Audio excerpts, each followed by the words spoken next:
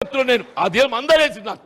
ఎందుకంటే చదువుకున్నాడు, విద్యావంతుడు, ప్రజల పక్షం నిలబడి మాట్లాడతాడు, పోరాటం చేస్తాడు, శాసనమండలి కూడా ఉండాలి, ఉంటేనే ఏదైతే గవర్నమెంట్ గైడెన్స్ లాగా ఉంటాడు అని చెప్పిన భావనతో నాకు అవకాశం కల్పించింది. మరి ఇంత 4 దశాబ్దాలు నేను పోరాటం చేస్తే నాకు చివరికి దక్కిందేందే? మానసిక క్షోభ అని చెప్పంటూ నేను అదే పెద్ద మనిషి కేసీఆర్ గారు ఏదైతుందో నాకు ఉన్నటువంటి అనుబంధం అని చెప్పంటూ నేను మా ఇద్దరు రాజకీయ ప్రవేశం ఒకటే జరిగింది. ఒకే కేసు జరిగింది మేము 3లో.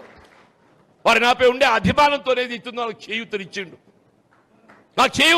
అని చెప్పంటున్నా. నన్ను బీఆర్ఎస్ పార్టీలో చేర్చుకోవడమే కాదు, ప్రధాన కార్యదర్శిగా బాధ్యత అప్పగించి ఇవాళ ఈ తెలంగాణ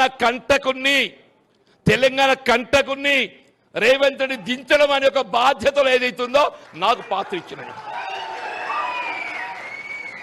వీళ్ళ రాష్ట్రం ఉన్నది కాంగ్రెస్ పార్టీ కాదు, రాష్ట్రంలో కాంగ్రెస్ పార్టీ లేదు ఆయన, అది మాయమైపోయింది. నేను పోయినట్టే కాంగ్రెస్ మాయమైంది.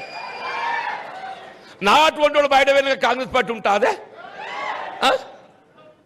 ఇది Revanth Reddy private limited company. ఇప్పుడు ఏంది ఇక్కడ ఉన్నది? Revanth Reddy private limited company. పాపంగా ఆడబిడ్డ మీనాక్షి నటరాజన్ ఏదో నేను ఇంత పార్టీని దీన్ని ఇంత బాగు చేస్తా అని చెప్పి వస్తే ఆమెను కూడా ఏదైతుందో ఇవాళ బలి తీసుకున్నాడు దుర్మార్గుడు రేవంత్ రెడ్డి అమ్మ అంటున్నాను.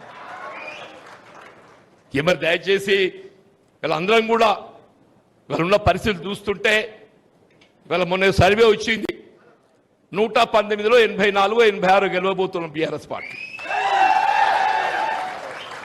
అందులో మీ సార్ కూడా ఉన్నాడు, లక్ష్మీనరసింహరావు గారు.